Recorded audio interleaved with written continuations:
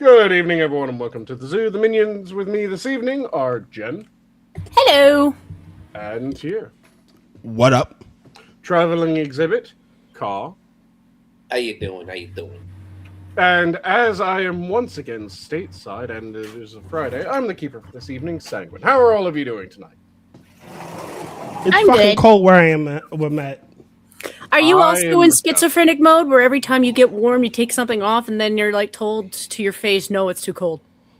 It's been raining all fucking day, and because I the love rain puts me rain. to sleep, I've been drowsy, and I almost fucking fell asleep before the show started. That sounds like Tier. It's not my fucking fault. The rain puts me to sleep. It does a lot of people. Yeah. That's why I can't go to Seattle. I can never go where it rains a lot, and it rains fucking a lot in Seattle. I will never be able to get anything fucking done. It's like lately I've been watching these little short clips with these people who are making their little boxes for cats, like their little houses for them to go in the winter or the rain. Mm-hmm. And then when I watch them go in and watch them all snuggle together, I'm like, you know what, that looks so comfy. Mm-hmm. I'm like, yeah, I'd go to sleep in that. Cats being cats. Just making those little igloo shelters. Yeah, they're nice. It's nice to see that people are doing that. And Go for ahead. those who aren't aware of the common way of doing that, the reason why I called it an igloo shelter is you get one of those little igloo coolers, and you punch a hole in the side. It's the kitty trap. Yeah, they tend to try to put like stuff on the sides so it's a little bit more insulated. But basically, that's what they do, and then fill Yeah. it with blankets. Well, it's less that it's so that it's more insulating because those coolers are really insulating. It's Yeah. more to prevent the cats from going, I can bite this wall. I'm a bite this wall.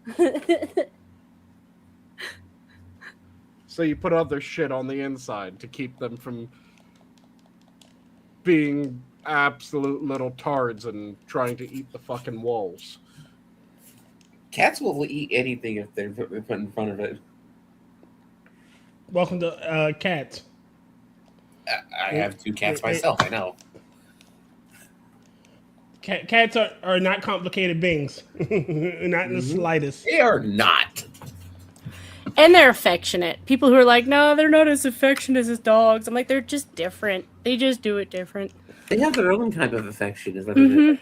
Like, you can tell when they absolutely adore you, and it's cute as shit when they do it. I told y'all the story about my mother's cat, right? I think you have a few times. My mother's cat, when she died, she kept me alive, and I keep saying that. I'll continue to say that to the end of time because it's fucking true. Like she kept me alive. Feeding her made me go feed myself, and she would meow in my face and lick my forehead when I was down. So yeah. Like, go eat. So what you're saying is it's a bad time to bring up the my kitty itches lady. Oh. Yeah. Ugh, what the fuck happened Speaking there? of speaking of animals, there I'm was, almost positive I told you the story of my kitty itches. Tier. Nope. I'm I positive don't you think we fucking want to hear didn't. that story.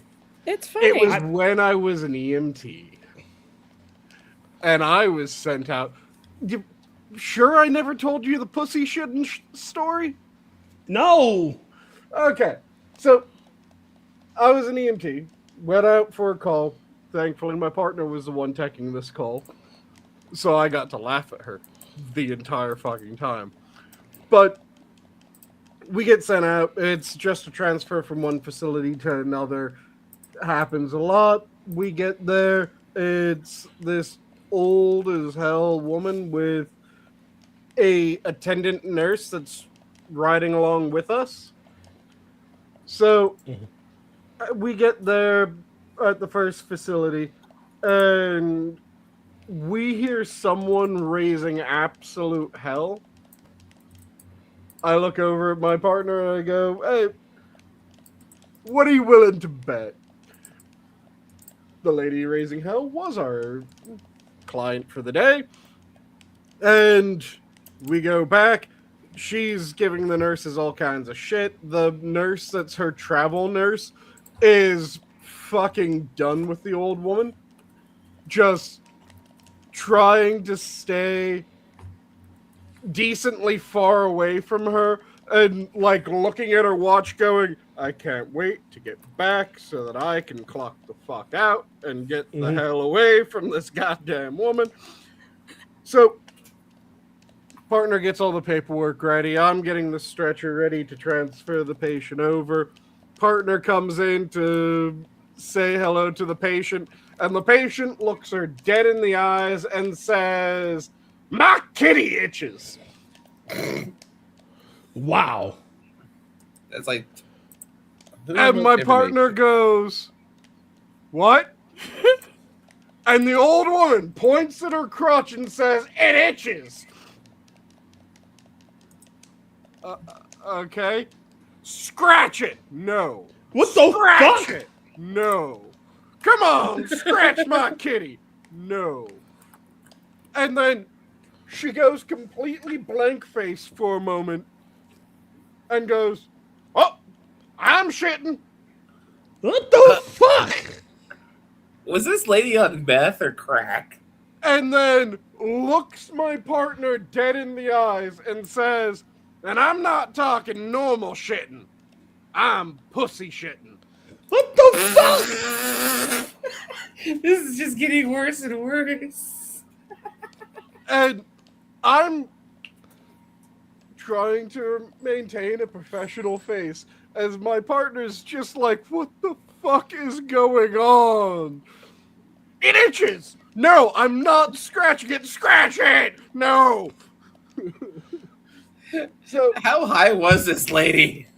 Oh, she wasn't. She was just a cantankerous old bitch and did not give a shit anymore. Apparently.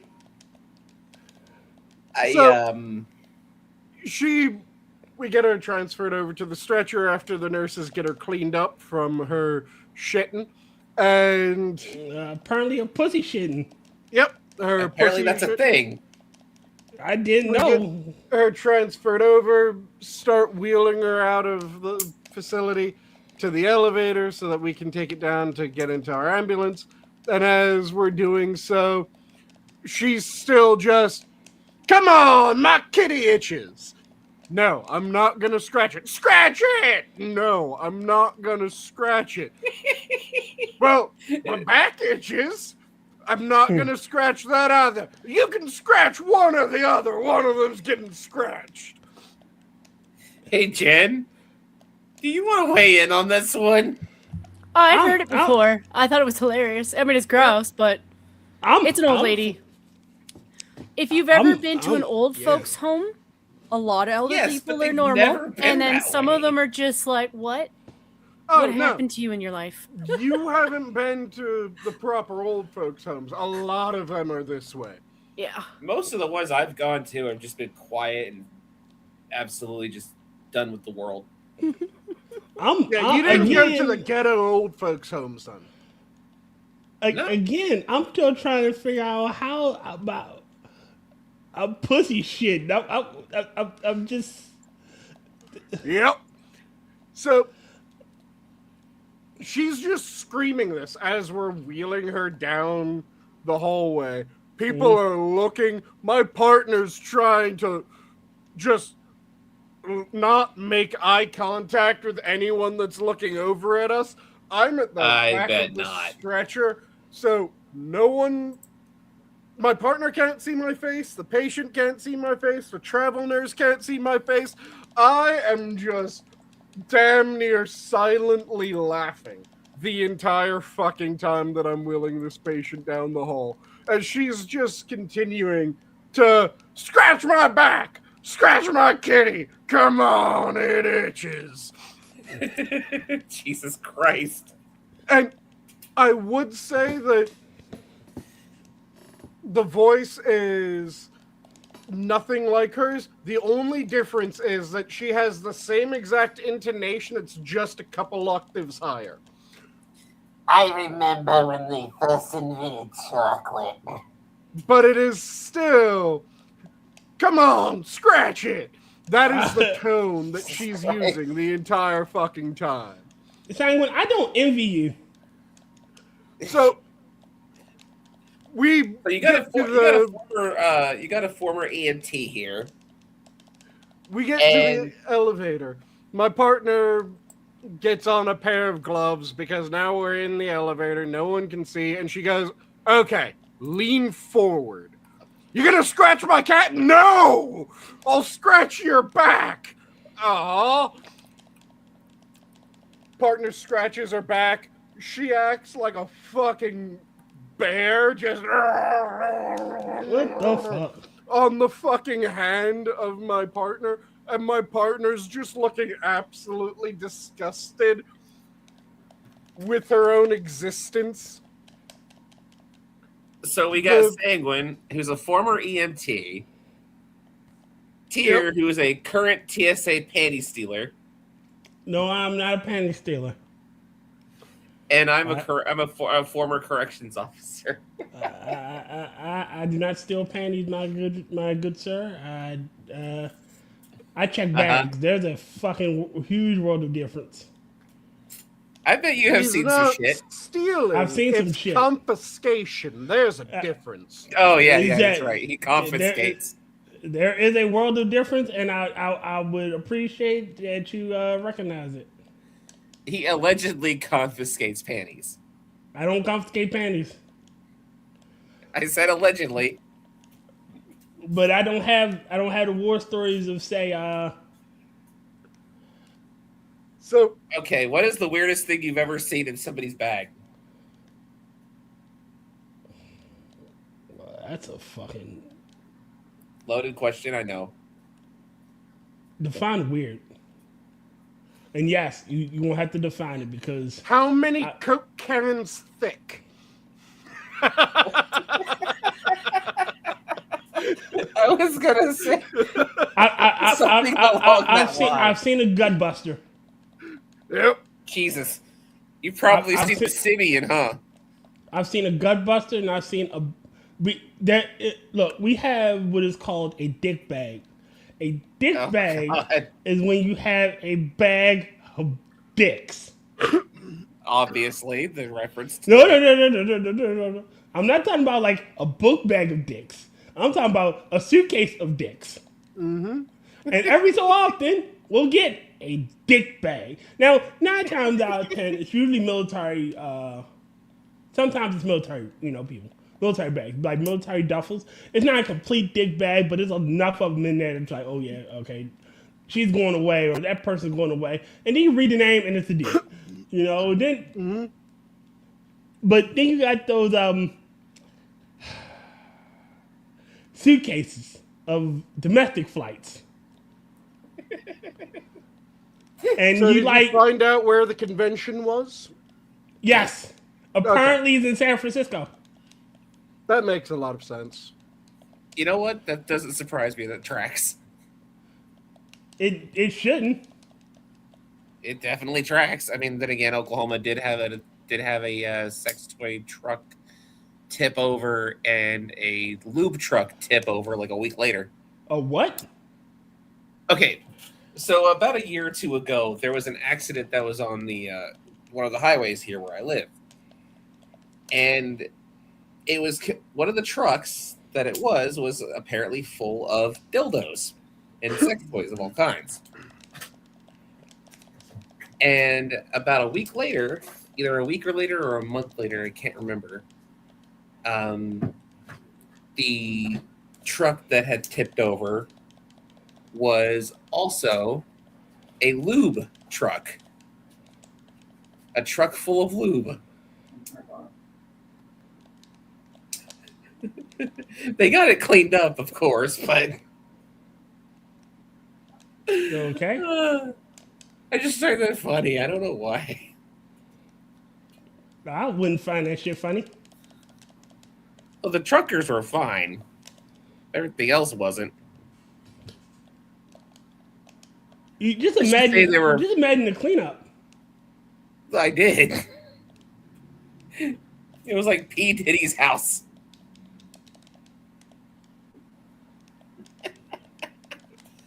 Everyone's doing a slip and slide.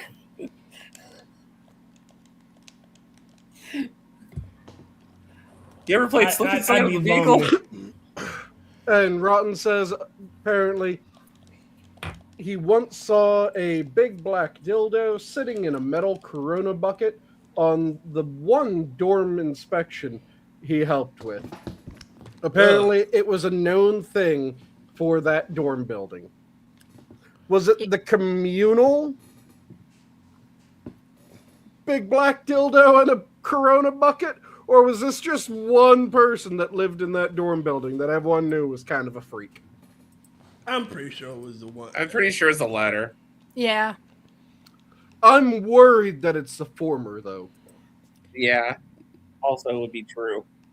That or it's the one prank that somebody left there to just fuck with everybody else's head. And I'm like, touche. Mm-hmm. Like, that's a good prank if that is a prank. Mm-hmm. Touche. Or touch a. Eh? One of my I reached brothers. for that one, but I took it. One of my brother's funniest stories was when he was working. He was a bouncer for a club for like maybe a couple of months, and they do last minute bathroom checks for that kind of work. And they went into the ladies' room, and there's a big fucking dildo stuck to one of the stall walls. And they're like, yeah, no, that's not a part of her job. So they went and they got one of the hostess to deal with it and gave her a broom. It was like, here, just knock it off. We'll sweep it onto a dustpan and toss it in the trash. Nice. And so they were waiting outside for her to get it off, and all they could hear in the bathroom was her hitting the dildo with the broom. So it was like that reminds me of that one story that Gabriel Iglesias was talking about with the dildos for the Magic Bike set. Oh, yeah. Lord. So if you can imagine... They were just playing Star Wars with the fucking dildo. All I have to say is if you're trying to get off with a dildo, hitting it with a broom is not the normal method. Well, no, it was one of the ones with the suction cup on the end so they could put on the wall. And she didn't want to touch it, and they didn't want to touch it, so they gave her the broom. And it's basically like, yeah, it kind of sounds like a doorstop. Do you want cups or cocks? And 50 Shades of Grey. Oh, God. Rotten, that did not convince me that it wasn't the former. He still doesn't convince. Chime back in that it was apparently it got passed around as a decoration. I bet it was doing some decoration. It was rearranging everything. There was some definitely guts rearranged.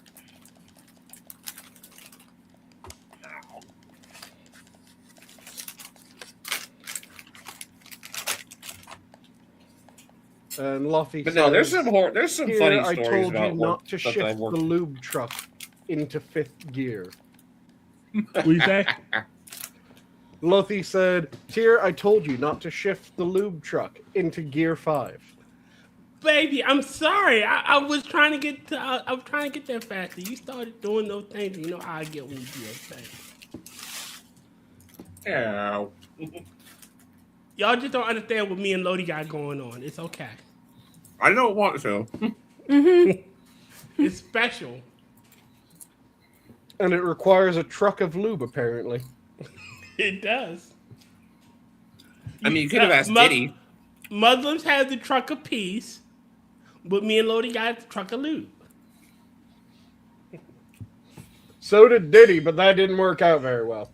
No, he had truck of baby oil. There's a difference. Oh, yeah, difference. Yeah, difference. Baby oil is water-based. It's still a lube. Yeah, I mean, Diddy used a lot of baby oil. A lot. Mm-hmm. Yeah?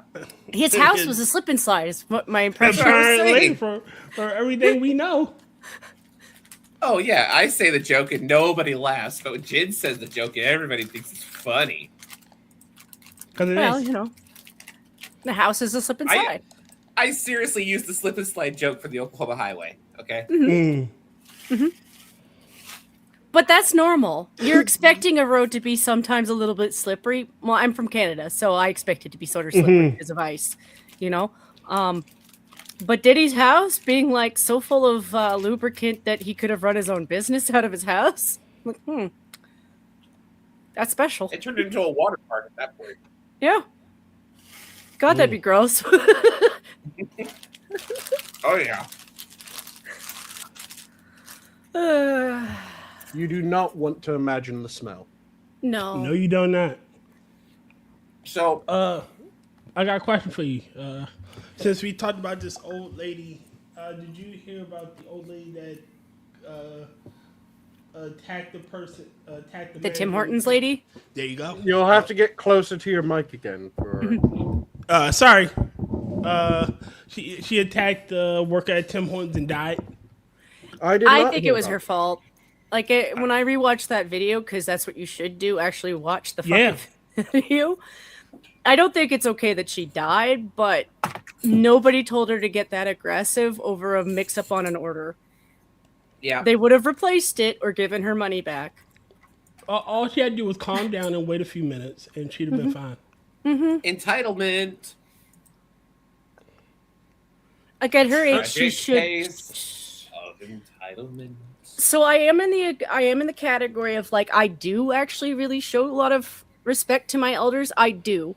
But at the same time though, your elders are still supposed to be old enough to know better when it comes to their own behaviors.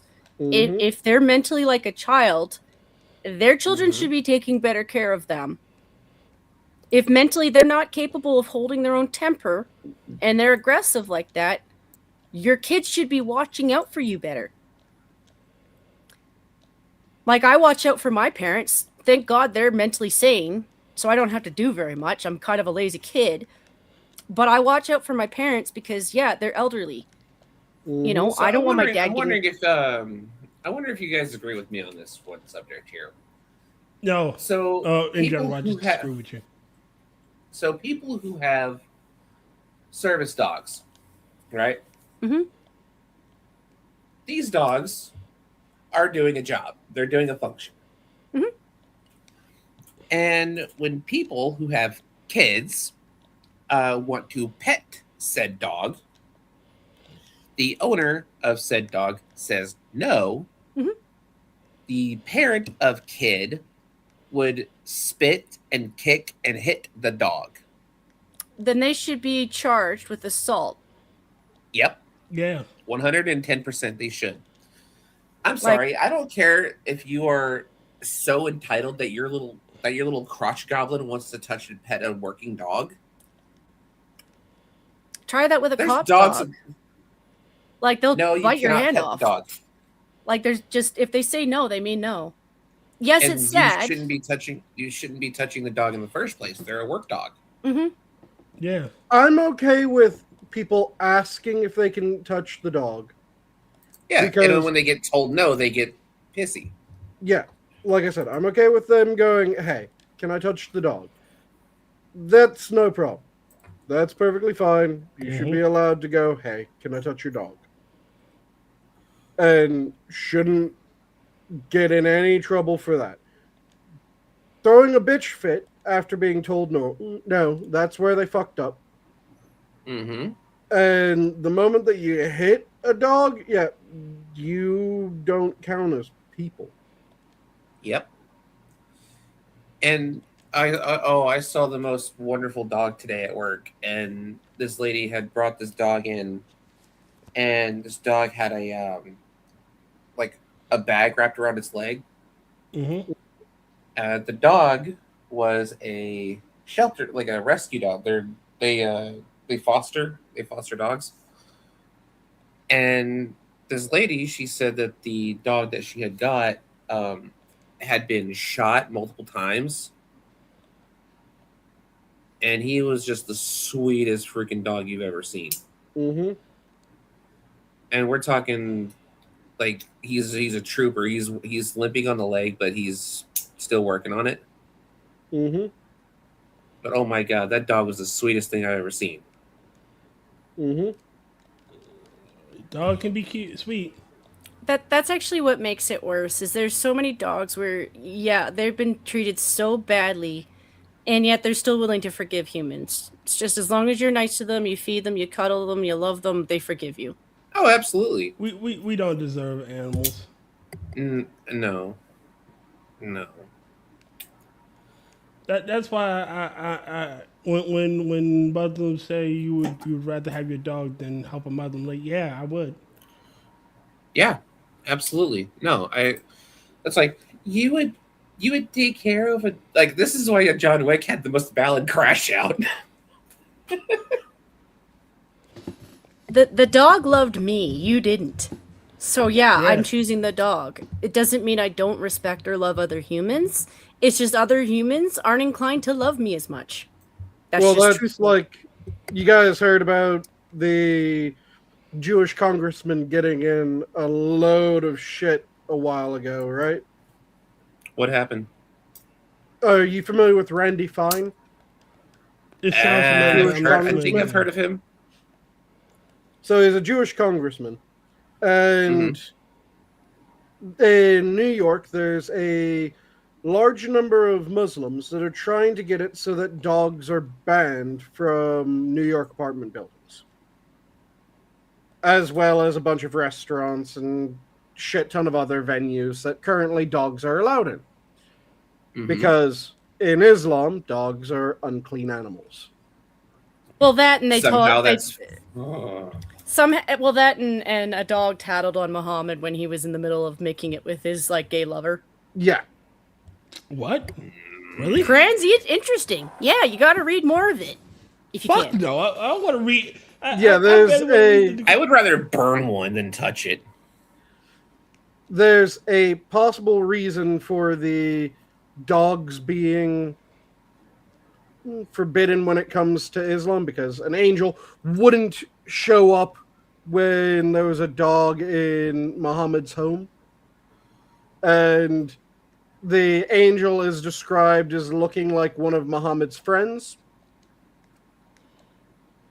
A friend that Muhammad was constantly talking about how that friend is ridiculously handsome, and that friend is so skilled at everything. Effectively, Muhammad had a man crush on this dude. Okay, yep, that sounds about right. And the story goes that the angel wouldn't show up at Muhammad's home if there were any dogs in the home. So, angel was supposed to show up, didn't show up, didn't show up, didn't show up. A dog was found, kicked out of the home. The angel showed up. That's the long and short of it. There's a better retelling that you can find elsewhere, including a full breakdown. There's a guy that tells all the awkward Quranic stories that most people try to ignore. I can't remember his name. Jen, do you happen to remember the guy's name off the top of your head? Not off the top, but he seemed like one of the street preachers. I can't remember, or not street preachers. I remember hearing that story from one of Cam Hambley's on the street interviews, because his buddy does a little bit more of the actual literature for like he does more of the deep dive on the Bible and the Quran than Cam does. I'm gonna put it to you like this: I like dogs. I like all animals. Like, again, I just like the cult. Like, I get that some cultures eat dogs for food. More power to them. I won't eat Fido. Oh, and to just quickly say what I was originally saying when I brought up the Randy Fine getting in trouble. So, a bunch of Muslims trying to get dogs banned from a bunch of buildings and venues and shit like that in New York. And Randy Fine said, look, if I have to choose between Muslims and my pet, I know which way I'm choosing. Yep, I Mhm. agree with that. And people started losing their mind, calling him a racist and saying it was horrible. Whereas, It's just he- xenophobic. yeah, and it's bullshit because he didn't Fuck say, you. I'm going to make this choice apropos of nothing. It is, if a bunch of Muslims come to my city and say that I have to get rid of my dog for them to stay, They can go. Get the You fuck can out of my fuck off. country, motherfucker. Yeah. I Yeah. think Why the don't you- world is on the same page because like the UK is rejecting them, Japan is rejecting them. Japan never liked them to begin with. Yeah. Europe Well, would like to get rid of them if they weren't like sucking the weef stick. Like if you talk to regular people in Europe, they don't like this shit either. Mm-hmm. And it's not that I hate Muslims. I've just a lifetime of listening to this garbage has left me with the impression that a lot of Muslims can't get along with the rest of the world. The ones they who can stay. The ones who can't need to get the fuck out because you can't get along with anybody else. I don't hate Muslims. Nope. I hate the extremist Muslims. That's I hate basically the- it. It's the Most same. of them are extremists. It's the same issue I have with extremist Christians. You know, you're holier than thou. You have to bow before my God, and you can't do this anything. You can't have any other opinion other than God is great, and you got to do everything, even though you don't. Man, told you about the motherfucker, coworker I your had, right? religion says that I can't do this. I don't have your religion. Nothing says I can't do it. Fuck Is off. it? Hey, Tier, is it racist to say that sounds better in Arabic? I've told y'all about my coworker, right? Yeah, the one that I think it's the one that you've talked about before. The extremely religious one. Yes. Yeah, Extremely we've talked religious about one that that, yeah. And there was another one. He was a born again Christian, Oh, You know. those type. Fuck those. and he felt the need to proselytize to me every time we worked together. Mm-hmm. Proselytizing is my Now superpower. I had hold on. I had another coworker who is Christian as well, and her motto was, I can't get you into heaven. You gotta find your own way. I can be nice and tell you to do it. I can't save your soul. So I'm not going to try to push you toward me. But he was the exact opposite. He felt it was his need, his cause to convert everybody. Mm-hmm. I purposely asked never to work with him. Like, if y'all put me together with him, it's going to be shitty. One of us is going It's to going to be a bad time. They Yeah, never but- understand that approach doesn't work. Like it actually pushes more people away than it actually brings forward. It's the worst approach they could have. But the other conclusion that I've come to lately is a lot of, and it probably is the born again Christians, because I find it's way worse with them. A lot of them Yes. aren't really as Christian as they think they are.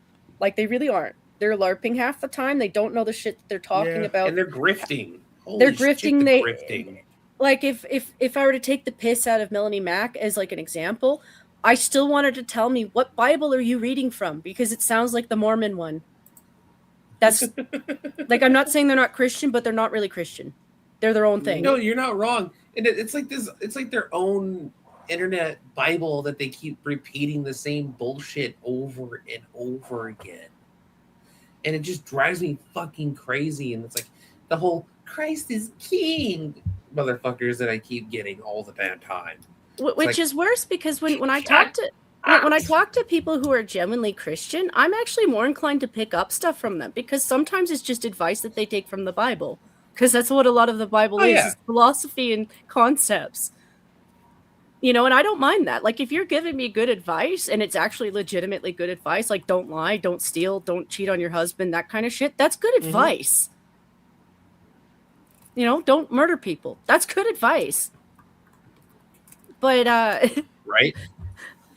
But I also came to the conclusion a long time ago that the church is more of like the house that man made for God. I'm like, in all honesty, the world would be the house that God made if God is real, right? So we're in his house. One of my favorite Viking pagan memes I found was, I am not an infidel. I'm a heathen. Get it right. That's what I call myself. I'm not infidel. I don't believe in anybody. I'm a heathen. And Exactly. I'm not forcing my beliefs on anybody either. It's just like, in all honesty, if I come to the conclusion, No, you're not. you know, at the end of my life that maybe God is real, because sometimes I don't know. Sometimes I question that one. Like, even for myself, I'm like, you know, there's some stuff And it's okay to not know. It's okay to not know. But the thing that I really hate with the Christians is the fact that they fail with their first rule, which is if you have to force somebody to believe in your beliefs, your chances are really good you're lying. It's really good that you're lying. And I find that with a lot of fanatics. They'll lie about something to get you to believe in what they're believing. And I'm like, that's worse than a sin. That is you knowingly sinning. A lot of faiths have it built into their religion that they are allowed to do that. The most famous of those being tequila. The what? Tequila. It is... Yeah, Muslims are allowed to lie. Yep. In furtherance of the faith. It's the worst I was surprised that you didn't hear about the dog thing, too, because I know that you do like Nux's content, and he did a deep dive into that at one point. I mean, I don't watch everything. You know, there are episodes I've missed before. Yep, I know. I'm just saying that he did do a deep dive, so that might be something that you might want to look into if you're interested. No, I don't want to hear about gay love with a dog. Yeah. See what Rotten says. Next, you're gonna say that you don't want to hear about the Alzut. The what? The Alzut. What the fuck are the Beelzebub?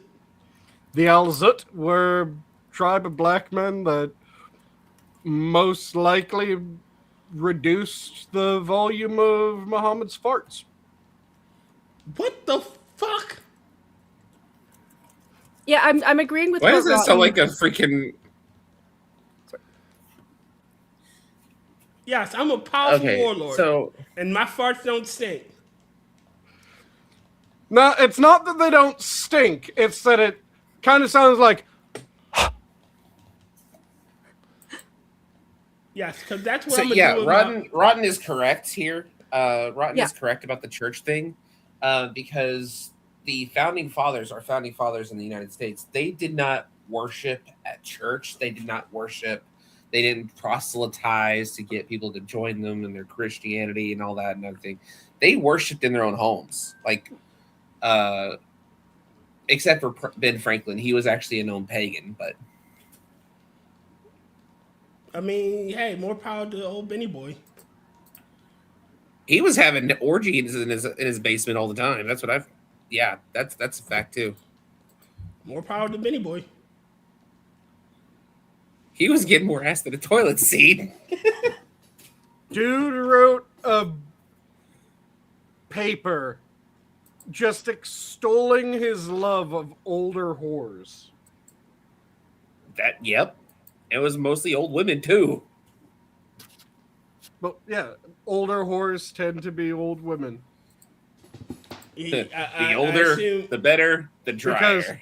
Because he was straight, so he wasn't going for gigolos. And I think I heard that story where he talked about the virtue of if you don't want kids, they're incapable and they're more matured. You don't have to. She knows how to please. She's more established. Mm-hmm. Let me see if I can find it. Man, Ben Franklin did not. He definitely messed around, but you know what I mean. He didn't fuck around. He did fuck around. This. Because and I mean that very literally. A full letter that he wrote about it, and it was advice on the choice of a mistress. Is this the full write-up? Man, Yes, Franklin it is. knew how to. So, June 25th, 1745. Dear friend, I know of no medicine fit to diminish the violent natural inclinations you mention. And if I did, I think I should not communicate it to you. Marriage is the proper remedy.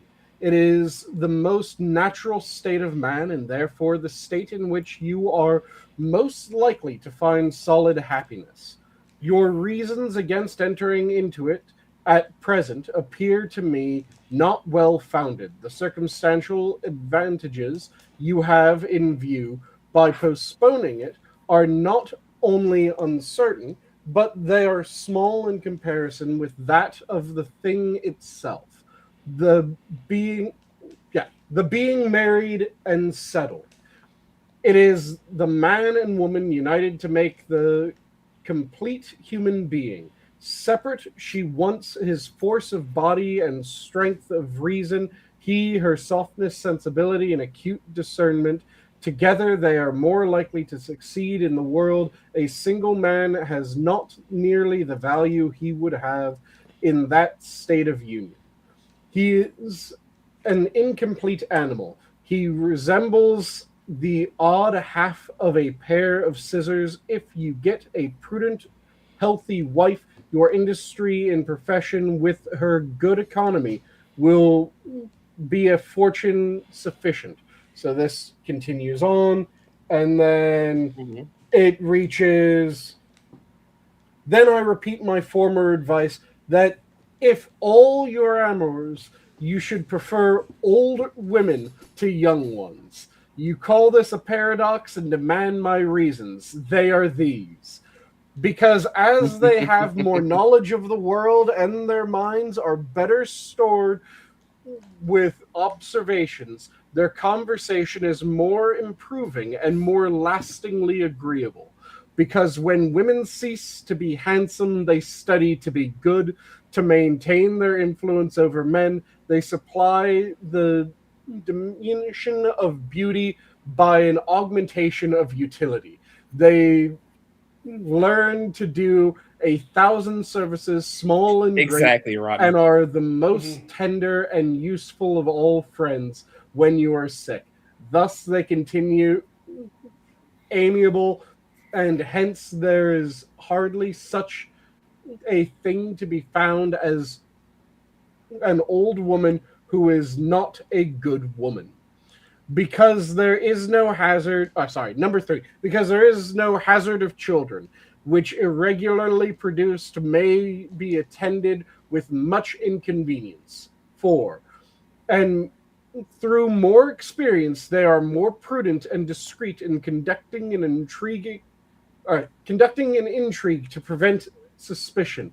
The commerce with them is therefore safer with regard to your reputation and with regard to theirs. If the affair should happen to be known, consider people might be rather inclined to excuse an old woman who would kindly take care of a young man from his manners, form his manners by her good counsels and prevent his ruining his health and fortune among mercenary prostitutes. 5, because in every animal that walks upright, the deficiency of the fluids that fills the muscles appears first in the highest part. The face grows the face first grows lack and wrinkles, then the neck, then the breast and arms. The lower parts continue to the last as plump as ever, so that covering all above with a basket and regarding only what is below the girdle, it is impossible of 2 women to know an old from a young one. And as in the dark all cats are gray, the pleasure of corporeal enjoyment with an old woman is at least equal and frequently superior, every knack being by the practice capable of improvement. 6, because the sin is less. The debauchery of a virgin may be her ruin and make her life unhappy. 7, because the compunction is less. The having made a young girl miserable may give you frequent bitter reflections, none of which can attend the making of an old woman happy. 8thly and lastly, they are so grateful. Thus much for my paradox, but still I advise you to marry directly, but sincerely, your affectionate friend. So, first paragraph is you should really get married. You should really get married. It will improve your life. Everything after the first paragraph is fuck the old whores. They're amazing. So what's funny is that not Abraham Lincoln, but Benjamin Franklin would have been the anti-red pill of his day. Yep. And lo and behold, we go from fuck the old whores, but get married if you can kind of thing. That's basically how he puts it. And, fuck the older women. It's okay. It's fine. To women are evil and blah, blah, blah, blah, never have a What woman Ben again. Franklin was saying, Ben Franklin was very clear. It was get married. Getting married is the best way to make your life happy. If you can't get married, or if you're too much of a horny bastard, just pitch it in an old woman. Fucking great. I mean, he's definitely not wrong. But yes, just the fact that it goes from get married, it will improve your life. Everything will be better when you're married, to the old ones no more. God, I love Ben Franklin. He is one of my favorite founding fathers, honestly. It's okay to fuck a grandma. And I don't think he meant like grandma at the time. Maybe he did. I don't know. Because it doesn't really necessarily say how old someone had to be considered old in 1745. Mm-hmm. Well, context clues. The Like, how old would somebody be to be considered old in 1845? Yeah. Probably in your 40s. I'm thinking when it came to Ben Franklin, the answer was as long as you weren't young, and your answer 50. was yes. Okay, so about 40 or 50, between 21 and 50. That's quite a big range. I mean, it's still. Hey, he's still talking about adults and he's still talking about women. So good guy Ben. No wonder he's on the $100 bill. He's Ben not. Franklin just. He's not entirely He's wrong. more based. He just gets more and more based. Are you backing up his old whores no more? Well, it's more to do if you think about back in the day, like it was very easy for a girl to lose everything just simply because of, because it's easy to think that this guy is going to love you and stuff. And then when it's like, nah, they're just a dine and dash. And then your whole existence is ruined because your virtue is kind of your. I don't want to say that was much of a thing back in the 1700s. I don't want to say that was much of a thing. And maybe it was. I don't know. I don't want to say it was or wasn't. That was a huge fucking thing. It absolutely was. Mm-hmm. Maybe a lot less after we became a country, too. No, that was a huge fucking thing for a long time. Oh, okay. I think right up until like the 1900s, you still had families rearranging marriages. Like, yeah, they still do today. Yeah, well, but it's not a modern. It is not an American thing where. But you're not marrying off your 14-year-old to a 30-year-old, No, they're marrying 5-year-olds off. They're marrying 8-year-olds off. Yeah, maybe if you're Muslim or something. This was a recent story. I believe this has happened like maybe about a month ago or so. Apparently, an 8-year-old girl was married off to a 40-year-old man in a Muslim household. It was a Muslim household, and the 8-year-old girl was apparently on their wedding night. Quote Yeah, he unquote, murdered her. after That's a kind word. after he horribly assaulted her. That's murder. Like she died in the hospital that night. And apparently that's common in the Muslim world. Yeah, because the perfect man fucked a 9-year-old. It's Or you got situations where woman gets touched by somebody and they're forced to marry him. that is a thing too. They get if they get assaulted by a man, they have to have at least 5 other men to accept the fact that they were assaulted and not coerced into doing it. They have to, which is why they claim that Iran has the lowest assault cases in their country. Yeah, well, because your women can't fucking say that they were. Hey, Keishel. Yeah, okay. What is it, 98% plus of Egypt? Something like that. The women have been assaulted. Mm-hmm. That's counting. And it's even worse. It's even worse in South America right now. I'm not sure if you can really get much worse than like 98, 99% of a country's women.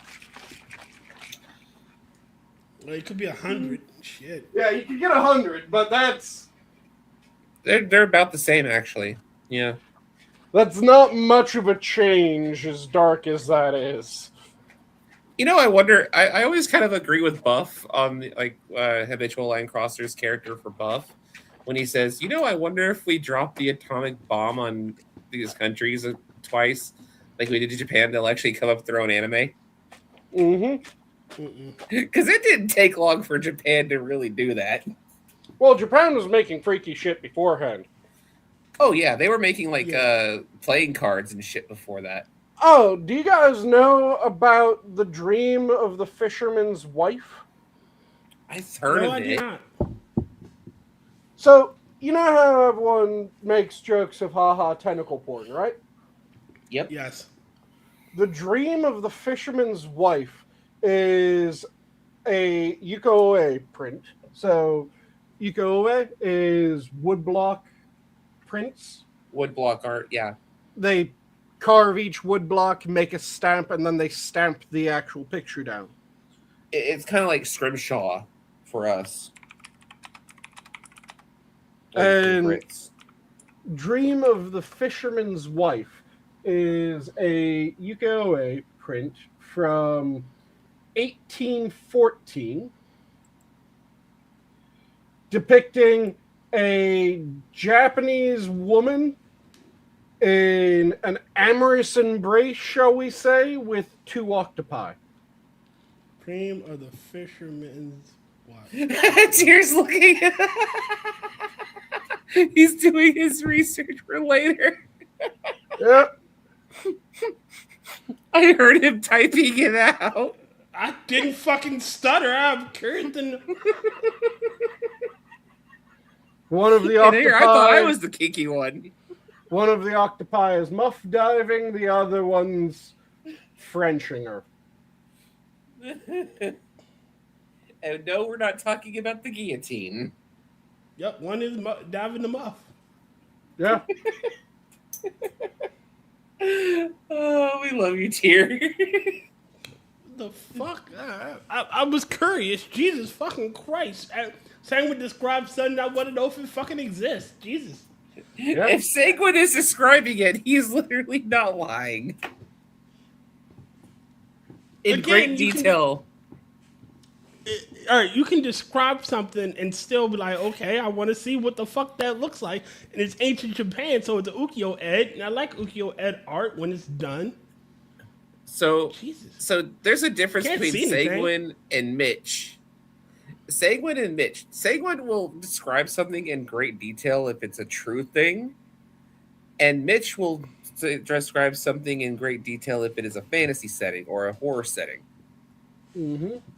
They Which are is there are hilarious. two different coins of the same type of autism. And here I am, who just freaking writes music and sings songs, and I have ADSD, attention deficit singing disorder. And then you have Will who will describe something and activate my mind's eye and run off into the fucking sunset because he can't imagine shit. The fucking bastard. I do have to say, part of me was really tempted to actually pull up the picture since technically it is a work of art. So Ben Franklin was literally what Soldier Boy is. What? There's a scene in The Boys in one of the episodes. I can't remember which season. I think it was season 3. Franklin Cougar Hunter. Where Soldier Boy was fucking like 2 old women, and as he was finishing out, the ladies were leaving. He goes, "The older, but better and drier." Mm-hmm. Nice. So he's Literally a what he pastrami on rye. Okay.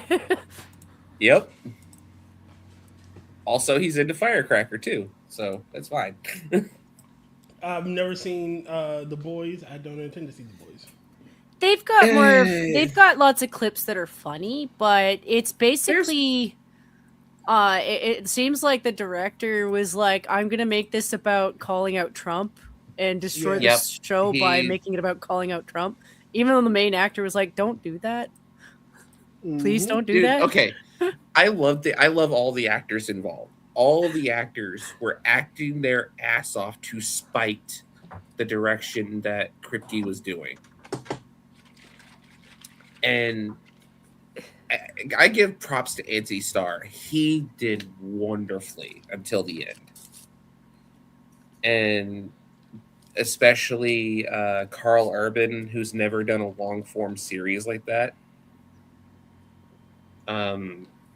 Especially since for 7 years he hasn't done a long form series like that. And he did really well as Butcher. He almost looked identical from the comics. And every actor did phenomenally towards even hated characters like the Deep.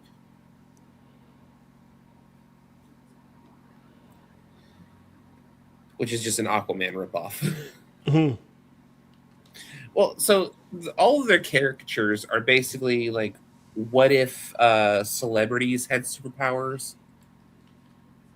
And they're not hero. They're not heroes. Like, they don't actually go out and save anybody. They don't. I mean, they do, but it's mostly for publicity, right? I am slightly impressed that they didn't go with someone in Jav being the Aquaman stand-in for that added bit of edge. Yeah. No, they just turn him into They just turn him into a rapist and a fish fucker. Yeah, I was thinking if you go Jav, then you could get the octopus girls. Mm-hmm. Oh, the comics is definitely supposed to be edgy and gory. Yep. Really?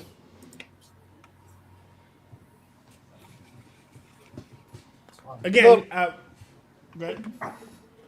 When it comes to edgy and gory comic, the Yeah. one that I prefer is League of Extraordinary Gentlemen. Yes. I would love to edgy see an and gory. actual... I would love to see it well done. The League of Edgy Extraordinary and gory, Gentlemen. I would love to see it well I think done. the edgy and gory one would be The Mask. Oh, The Mask is definitely fucking gory. Mm-hmm. The Mask original is Mask also fucking comic. depressing. Like he has cartoon physics powers and he's fucking depressed. Mm-hmm. And it's funny because I think it's funny because the Mask actually transfers character to character whenever one of the main characters die. because I think I know Stanley dies in the comics, and it's like taken over by his girlfriend, who's fucking psychotic. The mask. Toon powers always break worlds. Okay, Toon you know how powers are Deadpool. ridiculously overpowered. There's, You know I'm how, trying to remember the YouTube channel. It's JP Longmire, I think. He has a bunch of different videos on how toon powers break, or like some of the most broken powers. And the only time that he says something could beat a toon power flat out is like Nanny McPhee. Yes, Who just fucking shuts down reality. She locks down reality. Yep. She is the antithesis of toon power. So you know how Deadpool basically. So you know how Deadpool basically was like, I turn off damage from everything, right? The mask says you have to turn it off. Mm-hmm. Well, it's not that he turns off damage; it's that he knows It doesn't hurt him. No, he knows that he's a fucking comic book character, and he realized, and he just has a ridiculous healing factor. It's not even that. It's not. It's honestly not. He just fucking can't die. He just refuses. No, he doesn't refuse. He wants to die. Like there's whole arcs of him trying to fucking die. He goes to the end of time with to the point where he had like this atom neutralizing bomb, and he just, you know what? He gets his daughter. He sees a vision of his daughter because his daughter's dead, and he's about to push the button, and she sits with him as he pushes the fucking button and just neutralizes them all together. Like he fucking wants to go. Do you know the name of the city that the mask's from, that he's supposed to be in? No. Edge City. It's actually called Edge City. Oh Lord. Oh yeah. There's a whole bunch of comics out there that are just gory and dark, and the original Ninja Turtles, the original black and white ones from the 80s, were gory. And then when they became colorized, they got better. They got newer people to write for them. They were becoming more kid friendly. Well, no, it was really when the television series happened. Yes, what I mean. Because the comics still get really dark and gory. But when it comes to cartoon series or movie series, they're more child friendly. Yeah, they go child friendly.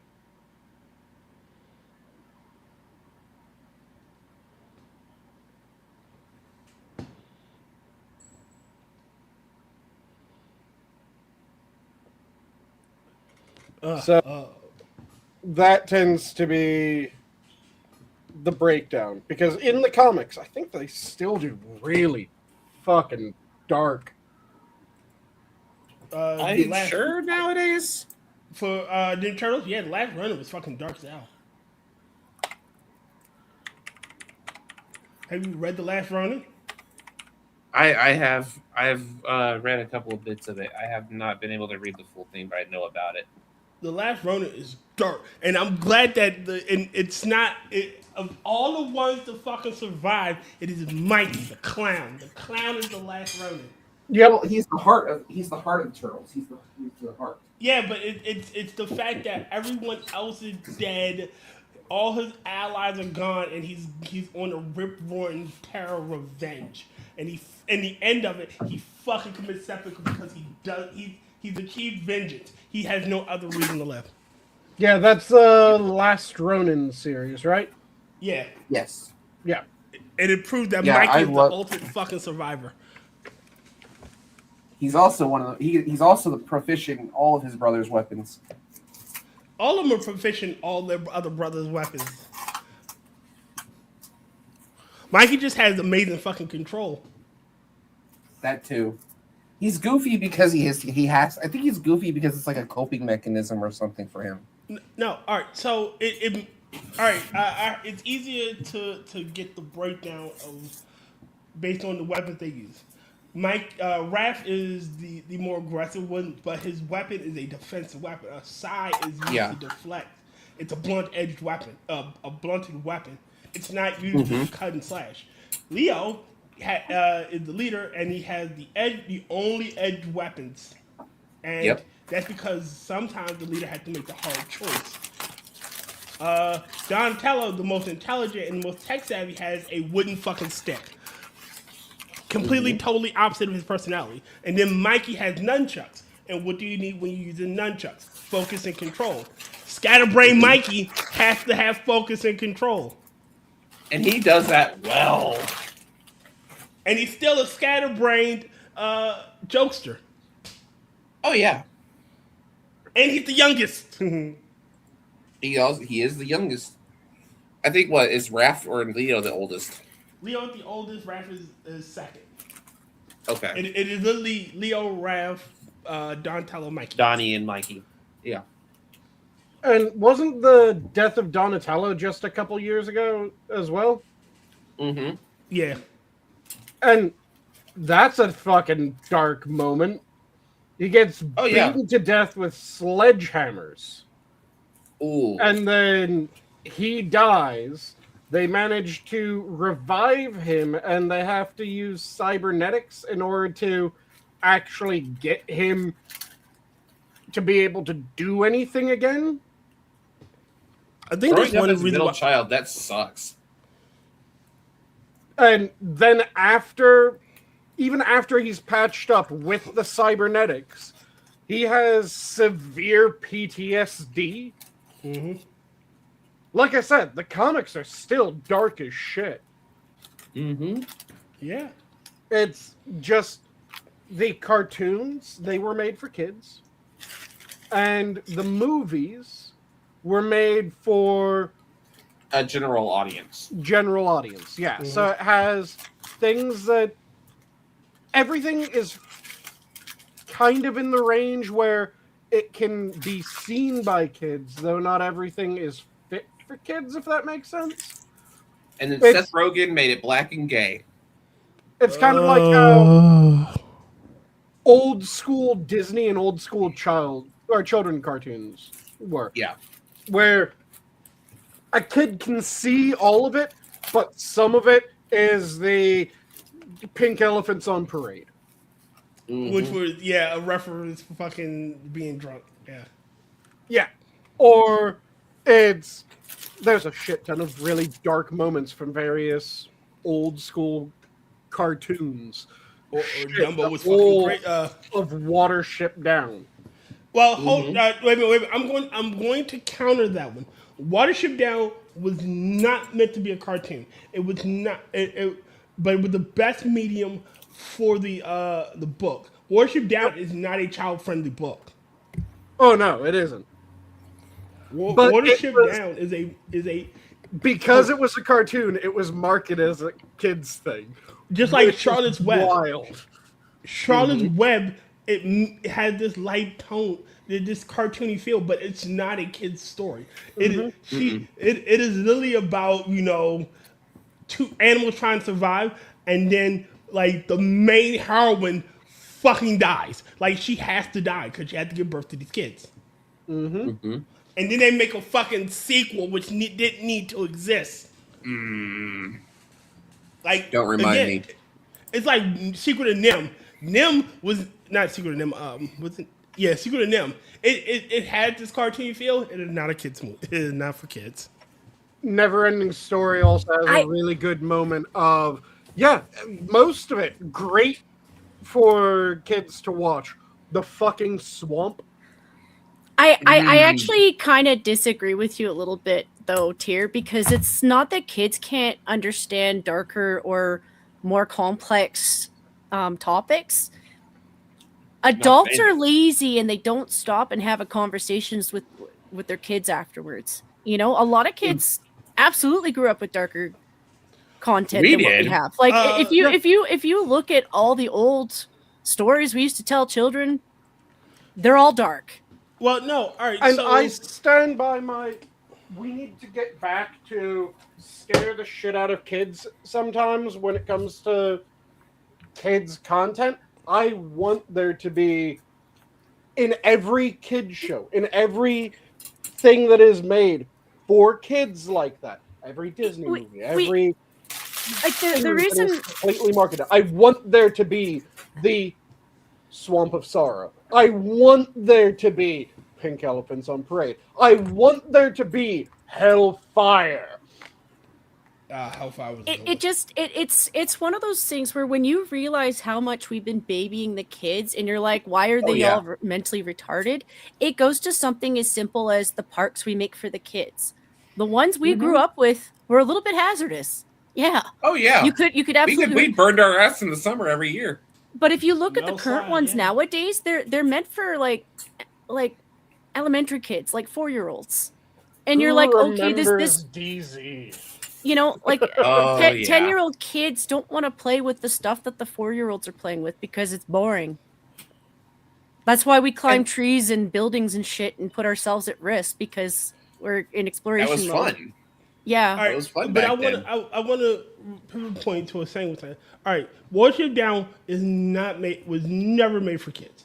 That book in itself is one of the most depressing things to ever fucking exist, and it was an allegory for a displaced people leaving their home and finding shit worse, and their leadership just fucking being ass.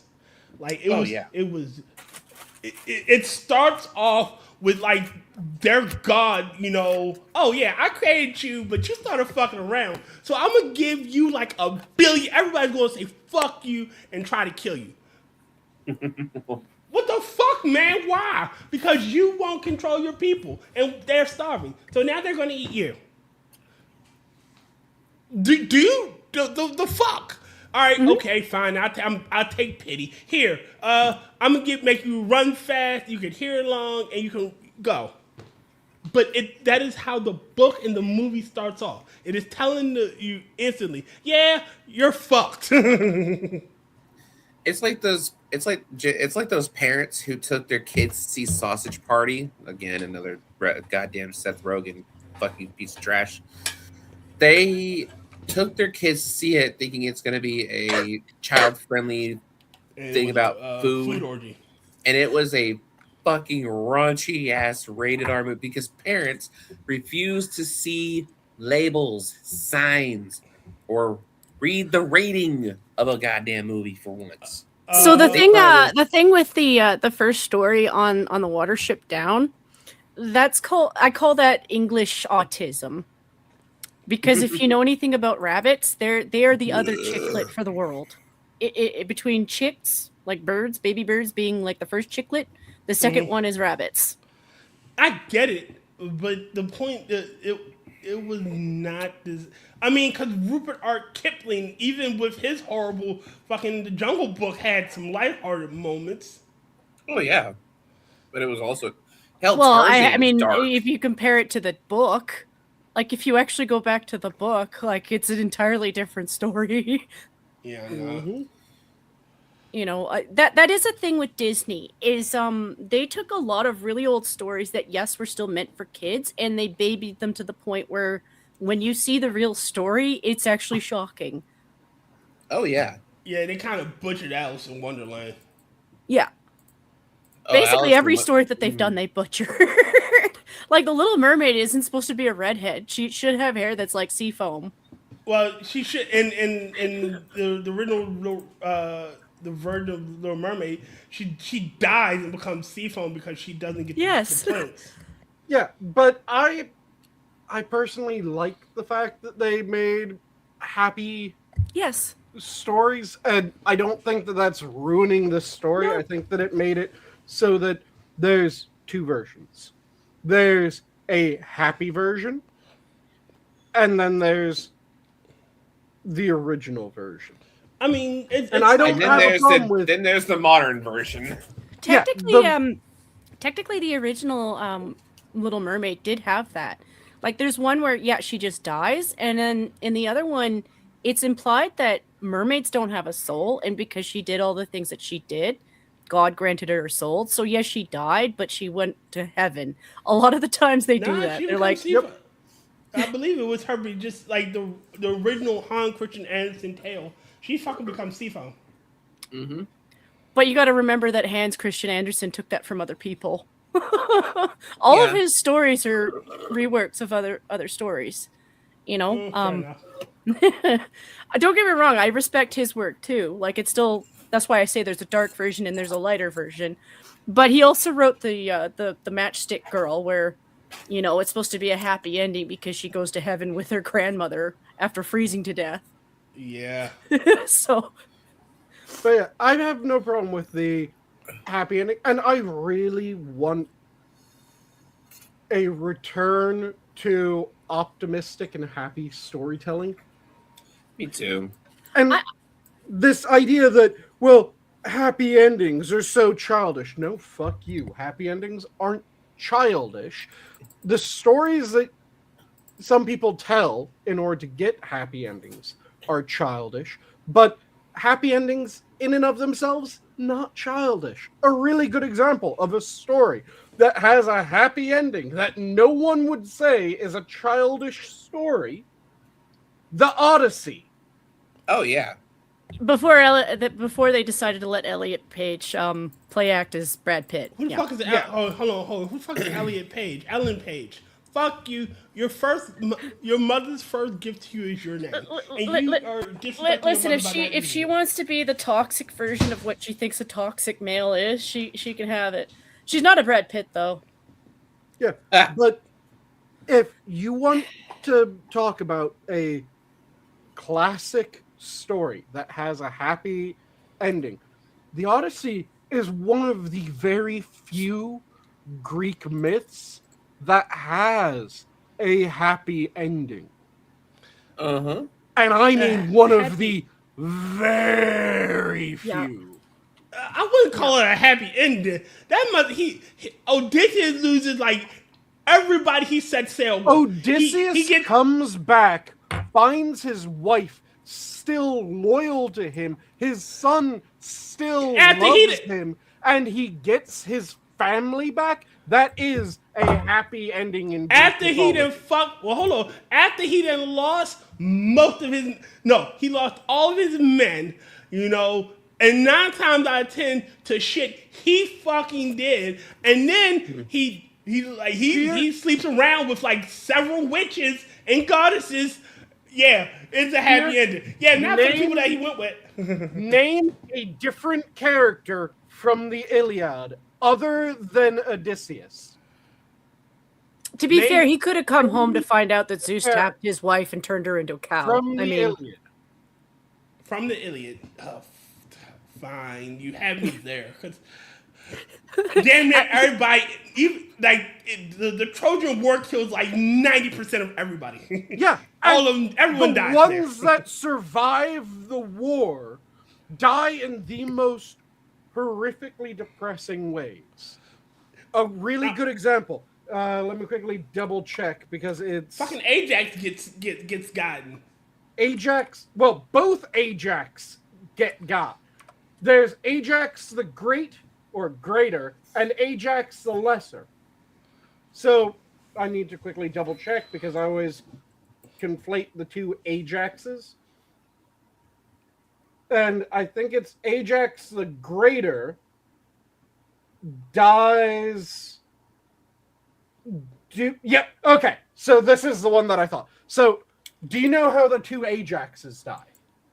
Not off the top of my head, but I know both Ajax are gone. Ajax the Greater. So Achilles dies due to being shot in the heel by either Paris being guided by Apollo, or Apollo just shooting Achilles' ankle himself. There's 3 different versions of it. I like to think Paris gets it from Apollo. Yeah, there's 3 different versions. There's, like I said, Paris does it by himself, Paris being guided by Apollo does it, or Paris is about to, Apollo realizes he's gonna fuck up, just kind of kicks him off to the side and shoots him himself. Have any of you seen the oh, sorry, I didn't mean to cut you off, Sanguine. Finish your thought. Achilles Hold on really dies. quickly. Achilles had absolutely ridiculous armor that was effectively divinely made armor, which is then raffled off, or not really raffled, but there was a contest that was done in order to see who gets the armor. And the bulwark of the Achaeans, which was the armor made for Achilles, has it so the it's not the bulwark. Never mind, I got the name wrong. I can't remember the name of the armor. I mixed up because it's Ajax's nickname was the bulwark of the Achaeans, but the armor that Achilles had is competed for by the other great heroes. Odysseus wins the armor, much to the ire of Ajax, who was, by all accounts, the second greatest of the Greeks when it came to pure indomitability in battle after Achilles. So Achilles dies. Ajax goes, I'm going to get the fucking armor because I'm number 2, baby. And it's denied to him. Mm-hmm. And in the story, there's a couple different versions of it. One of the versions is that Ares fucks with him and stokes his ire at being cheated of the armor and it going to Odysseus, and he then decides that he's going to go and slaughter Odysseus and Odysseus's men in order to get the armor. As he's going to do this, Athena intervenes and befuddles his mind, causing him to kill a field of sheep, believing them to be Odysseus and Odysseus's men. And after killing all the sheep in this field, Ajax snaps back to himself. He's freed of both compulsions from Ares and Athena, and realizes not only what he just did, realizes that he just killed a field of sheep, but he realizes what he thought he was doing and what he wanted to do, which is murder Odysseus over a fucking suit of armor. Sounds about right. And he immediately falls into despair and kills himself. You have to realize, like, the Iliad is literally a proxy war between the gods. Yep. It is kicked off by fucking Aphrodite. Every Grecian god sent a proxy in that battle. Yep. Except for fucking Zeus. Zeus is just looking at like, wow, you guys are fucking assholes. I think that's why he was sleeping around all the time. He's like, man, you guys are boring. I'm just gonna go get laid. Probably, Pretty much. But seriously, like every other god except for him had a proxy in that fight that was fighting. You know. Well, it was except for him and Hades. Because Hades... Well, yeah, Hades... They all come to him in the end. He doesn't need to fucking fight for him. Hades is the other one that I actually kind of like him as a god. I know he's a god of death and stuff, but compared to the others, he's way more chill. He is. Him and Hephaestus are like the only two loyal men in all of fucking Greek myth. And I hate how they keep trying to portray Hades in fucking popular media. Oh, don't get me wrong. I loved the portrayal in Hercules because it was fun. The freaking furnace head was funny. It was fun. He has a fun portrayal, but yeah, the fact that they always want to make the Hades fact that that's James evil, fucking Woods. It is just James Woods. He's funny as shit. Yeah. They always want to make Hades evil because he's the god of the dead, and god of dead means that no. Hades was the one god who was really chill. He didn't really take enjoyment in punishing people. It was just kind of like, man, But he was this is my he was fucking one of the few job. honest ones. No, he was one of the few honest ones too. Like Yep. if he gave him a deal, he'd honor it. Like, all right, this is what's going to happen. Orpheus, you could take your wife back, but you can't look back. And if when you do, I'm going to have to take my I'm going to have to exact the price, bruh. And the entire time he didn't harass him, he didn't do anything. He let him go, and he didn't trick her. She looked back and like, dude, I have to exact my price. Yep. And he's the one honorable god.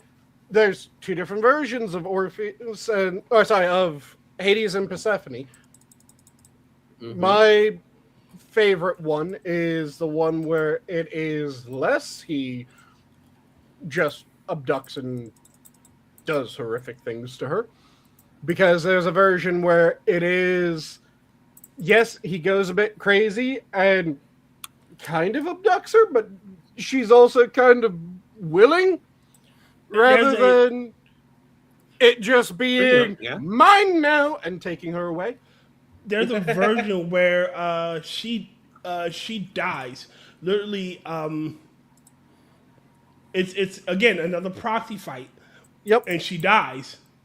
And well, while she's there, he treats her as a guest. He doesn't he doesn't let her go to either Elysian Fields or to Tartarus. He treats her as a guest in his hall, and because he knew that her mother would come for her eventually, and the entire time she's there, they actually have chemistry and they fall in love. And like, all right, for 6 months out the year, babe, you can go up there, but 6 months you gotta be here with me. Yep. Cool. Yeah. Hang with your mama all you want. There's a couple versions, and a couple of them do have it where it is legitimately Persephone loves Hades, and Hades loves Persephone. And it is one of the few legitimately sweet relationships in Greek mythology. I would say theirs is the best. Like, I like their relationship the best. Like, I know it's funny that mother-in-law hates son-in-law, but I'm like, that's kind of normal. Well, technically, that's her brother. Technically, it's her uncle. Yep. Yeah, but you're talking The about gods a are- the time gods are when weird. that was kind of what royalty did. True. Like, because technically, Zeus and Hera are siblings. Yeah. Yep. Zeus and Hera are siblings. Do you know who all their fathers are? Cronus. Yeah. Yep. And he ate actually most of his own children. Well, he ate all of his own children except for Zeus until Zeus Except came for back. Zeus, Poseidon, and Hades. No, he he swallowed Zeus the the only one others. that survived. Zeus was the only one that didn't get swallowed because of the meddling of Zeus's mother. And then Zeus came back. Yep. Zeus came back and caused his father to vomit up all of his other that's siblings. right. Yeah, that's right.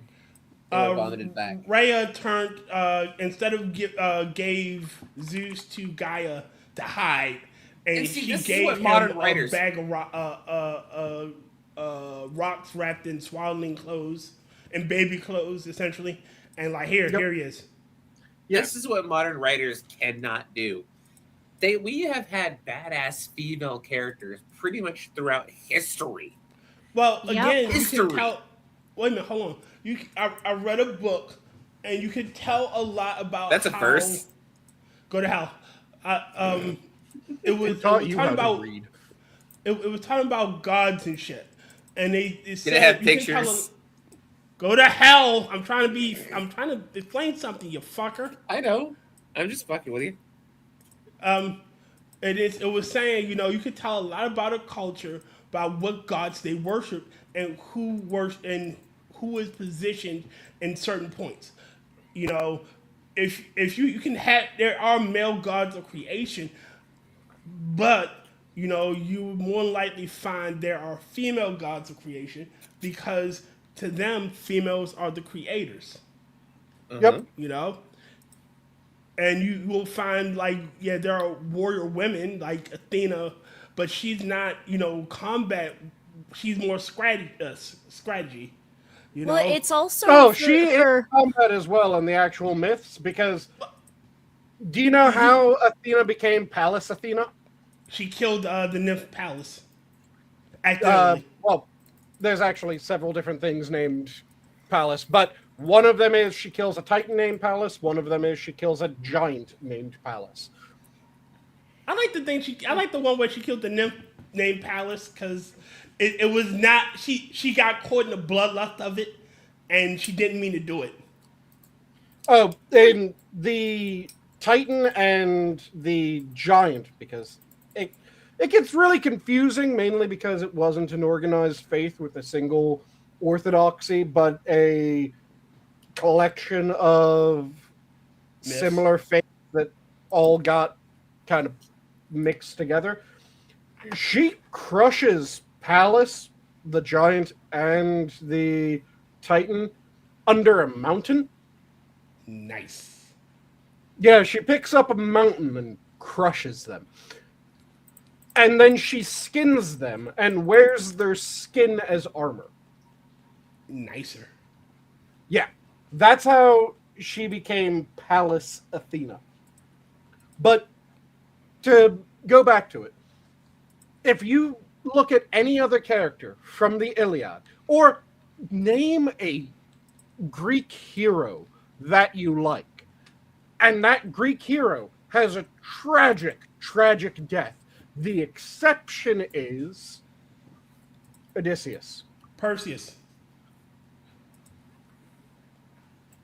Let me quickly Perseus. double check Perseus's death, because I remember it being fucked. I think he died of fucking old age after like getting the girl and achieve. Granted, he loses a lot of his fucking friends in the hunt for Medusa, the Gorgon's head. Yeah.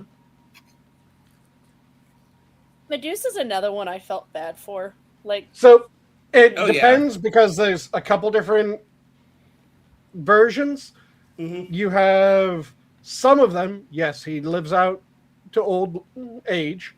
That's a rarity. So it makes those versions of Perseus and Odysseus the two. But it also has other versions, like when Perseus is fucking slaughtered by Megapenthus, who kills him because Perseus killed Protus, who is Megapenthus's father.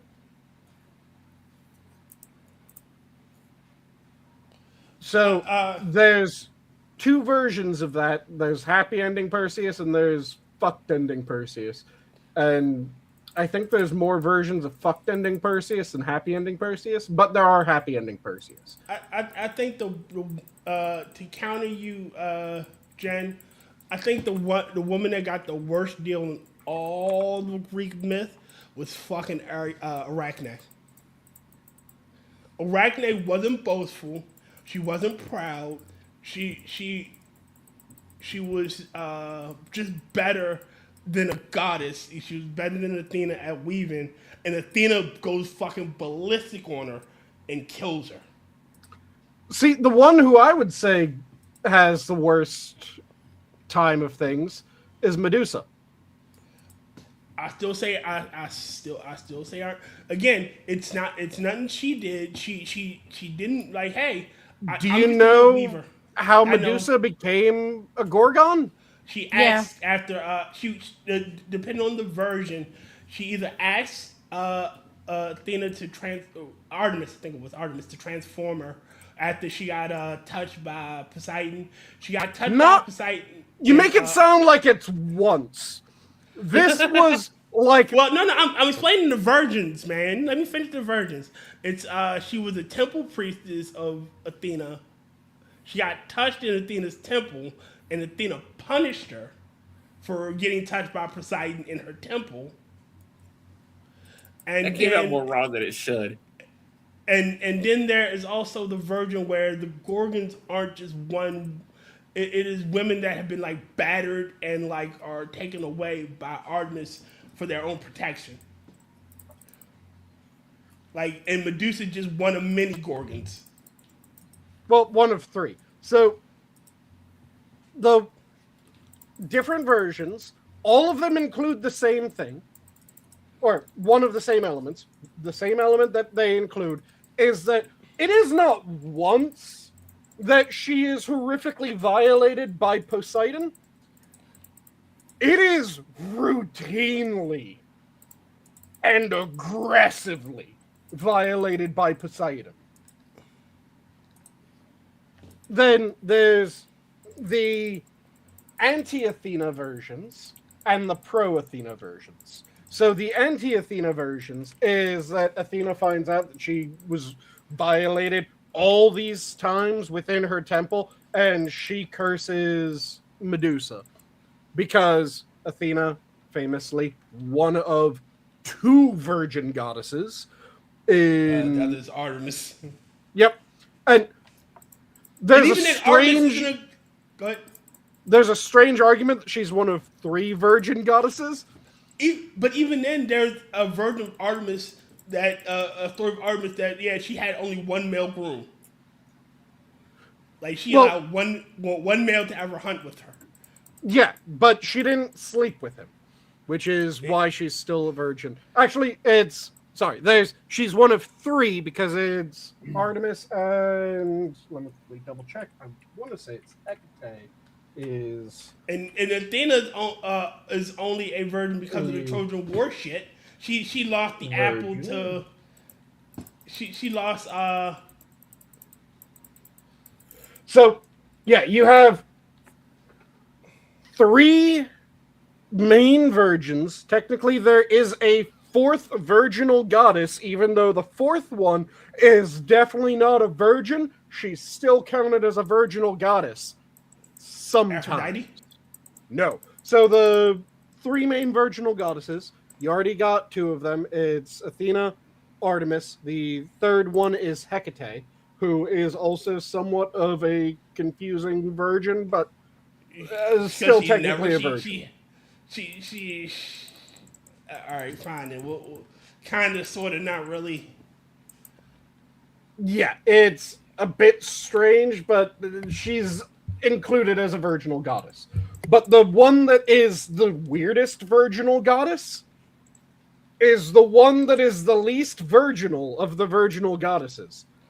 Who would you think would be... Aphrodite.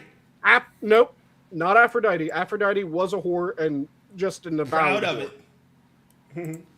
Which goddess do you think would be the weirdest virginal goddess other than Aphrodite? I don't know. Hera? Rhea? Yes! Hera is the fourth virginal goddess. Do you know how? How? Yeah. Because she has access to a rejuvenating pool.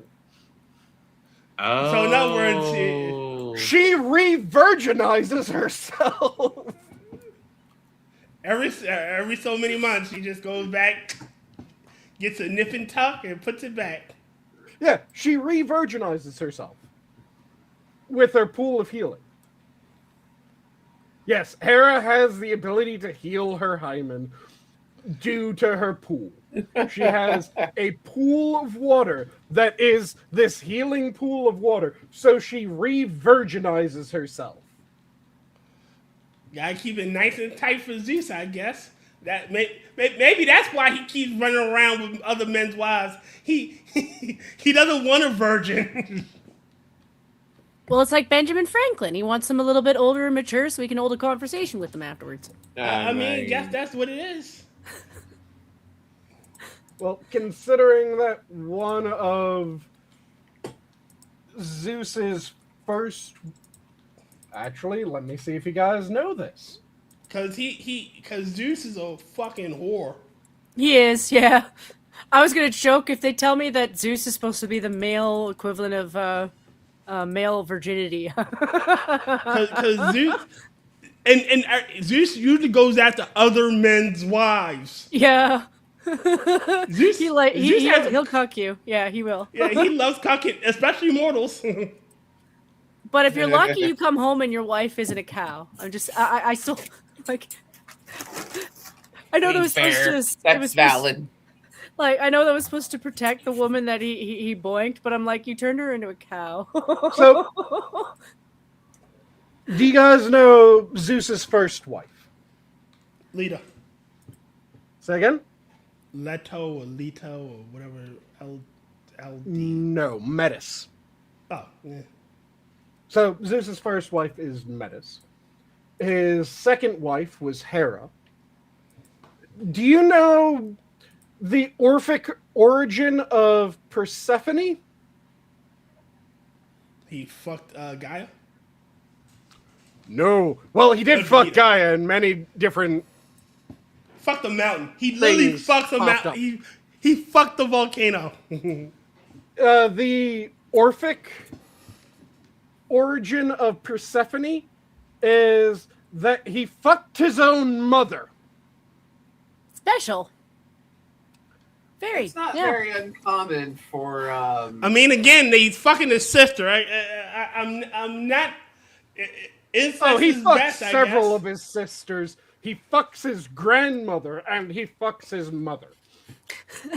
Again, I mean, when your pickings are slim, okay. Look, at least he didn't. All right, he's not a Hispan. He's trying to build generational wealth. He's trying to keep it in the family. Yeah. He's going Egyptian for a day. Nice one, Jen.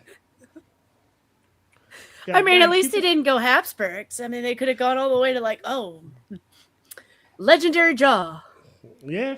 Again, he had to keep it in the Sanguine. I don't understand what you're not saying about this. Got to keep it in the family. When he was fucking Metis, technically he was also fucking his cousin. Yeah. Mm-hmm. He was just sticking it in goddamn anything he could. Actually, wait, was it his cousin or was it? It was either his cousin or his aunt. So, like, this is a debate question. Who would be more inbred, the Egyptians or the Habsburgs? The Egyptians. Are you talking the royal lines, or are you talking their gods? The royal lines. The Habsburgs had more generations of inbreeding. The Egyptians were more aggressive in their inbreeding. Okay. Yeah. It's one of those ones where I'm like, it's a weird question, but... Now, if you were asking about their gods, then it's the Egyptian gods are the most inbred, considering the Egyptian gods have at least 4 gods that are like animal heads, that fuck themselves. Well, you gotta remember, Geb and Shu, Sky and Earth are fucking related, or are brother and sister. You have to remember that Ra technically is a reincarnation of himself. No. It gets weirder because Ra, if you go by one of the origin myths of Ra, again, it's confusing. It isn't an organized orthodoxy. It's a bunch of myths that popped up and they all just kind of got slapped together and people went, that's our religion. So there's several different origins. Ra, in one of them, fucks himself to give birth to himself so that he can come into existence. Yes, in order to come into existence, he fucks himself, meaning he already existed, and then Ra gives birth to Ra to make it so Ra exists. It makes no fucking sense, but that's the origin. Is it a reverse grandfather paradox? I don't fucking know. It is not a grandfather paradox. It is... I said it's a reverse grandfather paradox. It's not a reverse grandfather paradox, because the grandfather paradox is just you become your own grandfather. This is... You have to go back in time. Became Ra's own mother and father simultaneously. Ra does some... Look, I'll put it like this. Ra does some exactly Ra type shit. And, like I said, he's one of 4 because there's 3 others that also fuck themselves into existence by fucking themselves. Damn. It is very strange. So if you're talking the most inbred type of deity, I think it has to be the Egyptian deities. Because the Egyptians have the most dense, self-sexual, deific trees. Is it really? Can you really say that is Yeah, you might as well. Okay. When you have Ra, Amon, let's see, what are the others? Because it's Ra, Amon, Hecate.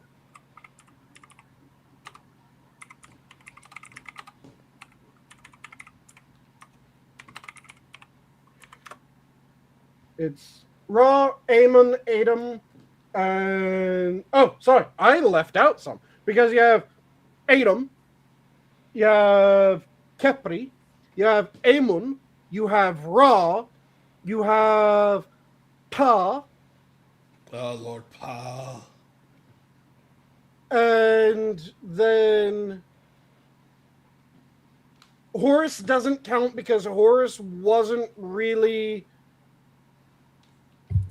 a product of himself, but there's a bunch of times where people combine Horus and Ra. I'm just making a coffee. So you have another weird thing that Egyptians did. They have gods that are just other gods merged together. Yeah, they do have a lot of mergers. Like fucking Hathor and Sekhmet are technically the same goddess.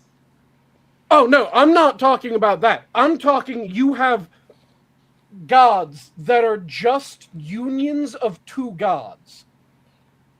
Amun Ra.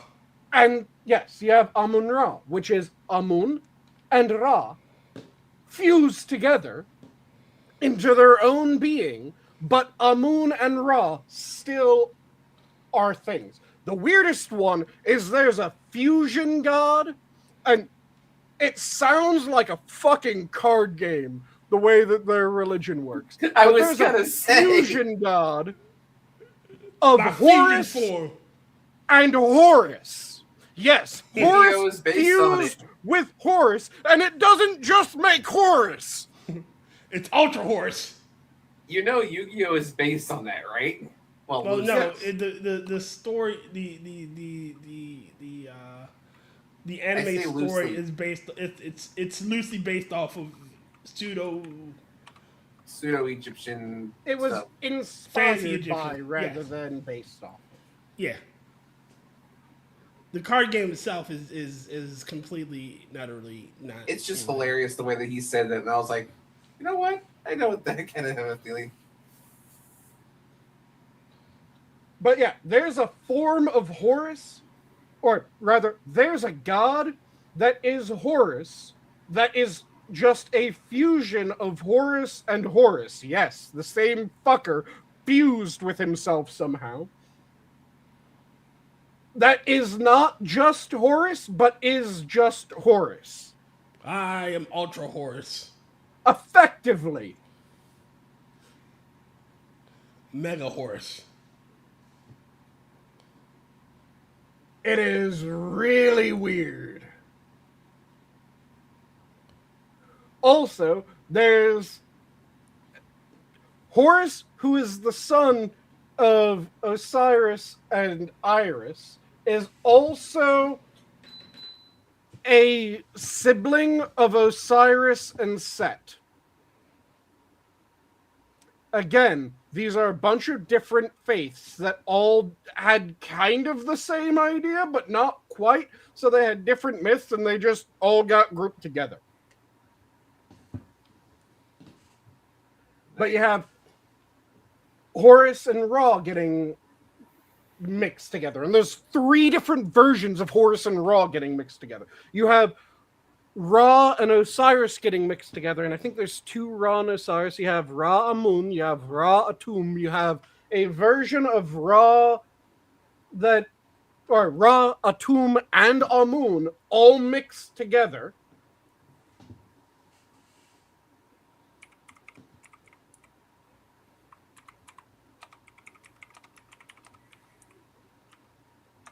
It's a very weird faith. It really is. It is fucking wild and insane. But yeah, Ra is the one who is constantly mixing with people.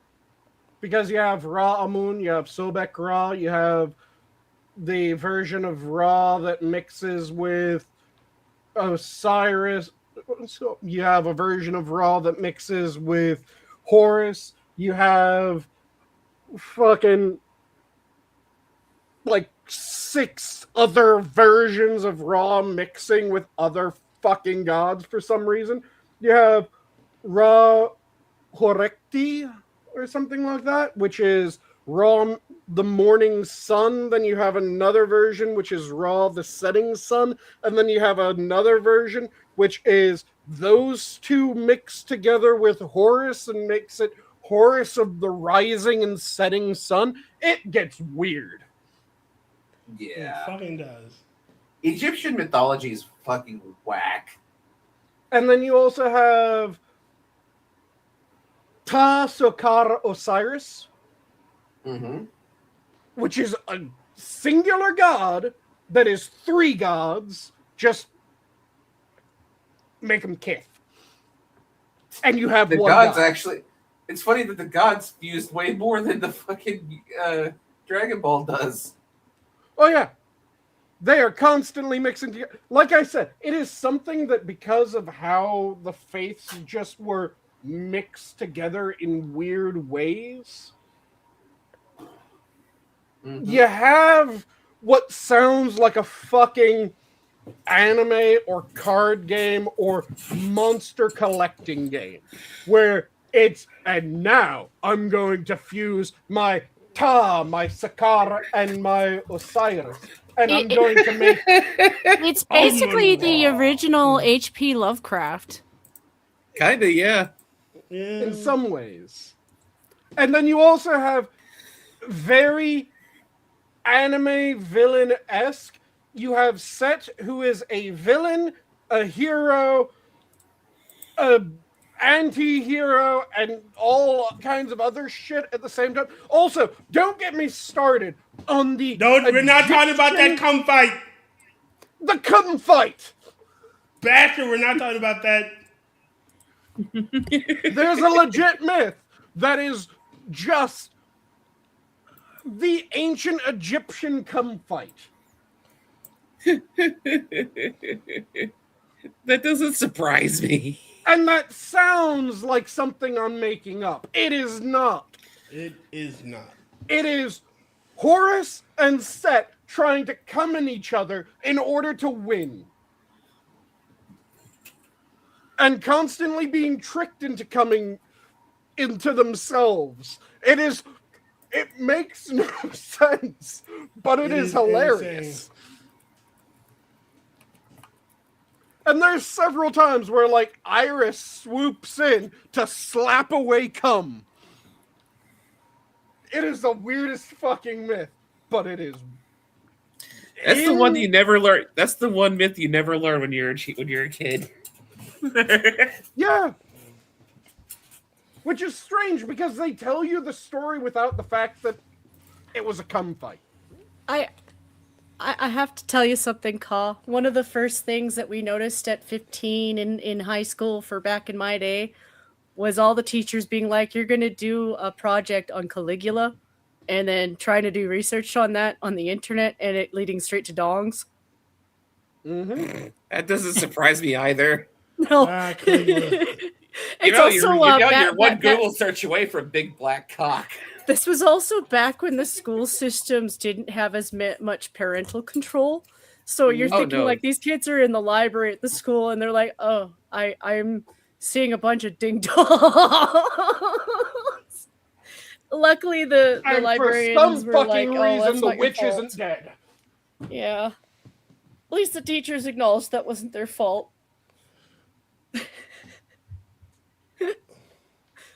I miss the old days of the internet. The simpler days. Yep. Just a sweet, innocent child, and then you're like, I'm gonna do some research on this shit. Oh, it goes straight to the adult world. All right. It does. Also, That's usually where why the is rabbit it- hole goes. Why is it that no one pointed out that Diddy was effectively trying to just be Caligula reincarnated? Yeah. Tell me I'm wrong. You're not wrong. You're not. I just didn't want to think of it, Him and Epstein are like the two halves of Caligula reborn. Oh dear God. Yeah. Because Caligula had his freak island. Wait, that'd be Epstein. Like I said, it's Diddy and Epstein are the two halves of Caligula. Oh God, no. He's Tell not me even. I'm fucking wrong. He's Tell not me even the you're only wrong. one when it comes to like Roman emperors. It's just like if you do like a wall rating on which ones were the worst. Oh, my favorite one is Iagaballus. Do you know Iagaballus? Nope, not off the top of I've my head. heard of them. So Iagaballus liked to have fun. Do you know what he defined as fun? Isn't that killing, just randomly torturing his enemies and friends? Iagaballus says fun included catapulting venomous snakes into the crowd for the Colosseum.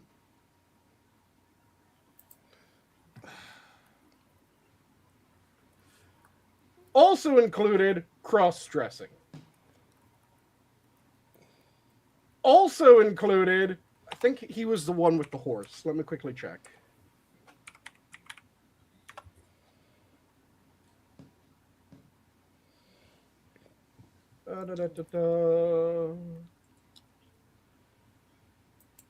Okay, no, he wasn't the one with the horse. That was Caligula had the horse.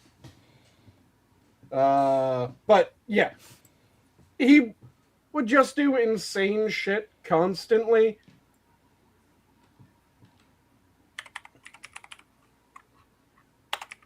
And it was weird.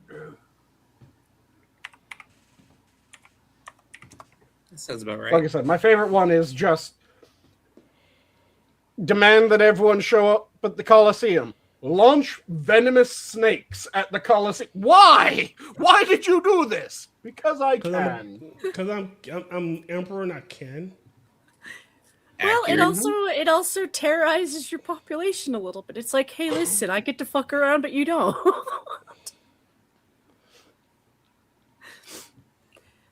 I've dipped into the world of how men intimidate each other. Okay, I made a joke last week about most of the outfits in the Odyssey not being right because I think most of the armor back then didn't come with underwear. He Mhm. also would have fake food feasts where he would have a shit ton of people invited to a feast and he would serve them rather elaborate wax, ivory, and wood food that looked real. He's an asshole. And I love Yeah. You know they would never make a movie about that today. And if they did, it would probably be something Trump related. He would go to the poorest sections of the city and just start throwing gold and silver out to watch people fight. Yeah. That sounds about right. He's a fucking modern day influencer. He did bum fights Yes. before it was Yes.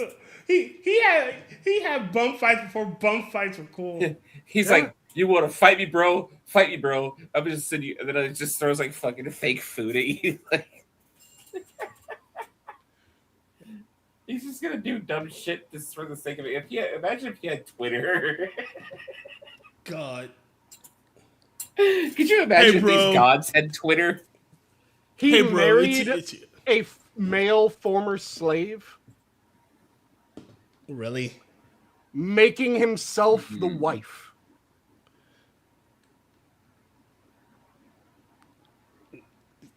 Gay. Yep. You're either up really late, TC, or you're up really, really early. But good morning, all Hey, the same. TC. He Fuck also the French. he named officials to his court based on their genital size. That sounds about right. Talk about the first dick measuring contest. Literally. Yeah, if you had the biggest dick, you could get a good position. That's what she Yeah, said. probably right inside the emperor. Mm-hmm. I wonder if Hey, that's how That's Heracles got his job as the emperor's husband. Can I- you remember? Have you seen it? Have you guys seen History of the World? Hold on. Can I pause just 1 second? Like, this is off topic, but I've been holding this one out for my British friends, which TC is. But Starmer is a wanker. Starmer is a wanker. You're welcome. Nobody loves him because Starmer is a wine. Sorry, Sanguine. I had a buddy go down to their protest and sing that in the crowd. So I've been like, that's great. Worse than the Black Death Fever. Not to off topic you. I do like this topic.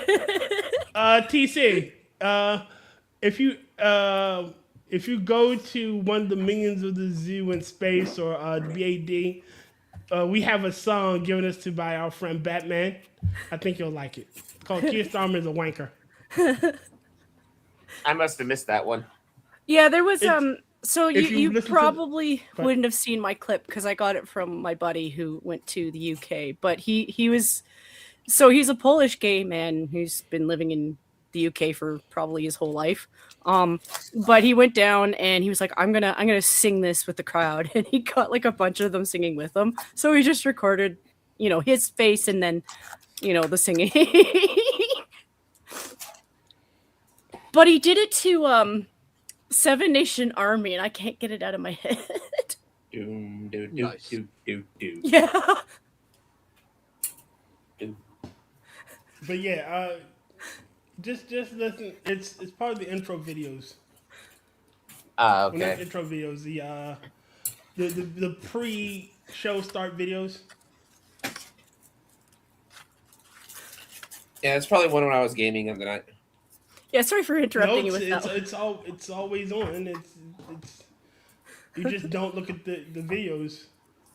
Well, it's because I'm in the chat or I'm in the freaking Discord. That's why I said it's probably why you never fucking see it. I'm not denying it. I'm not either. It's been on But yeah. forever. Like, yeah.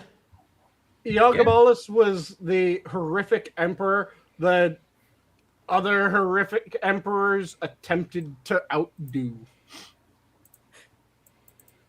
And now they call them celebrities.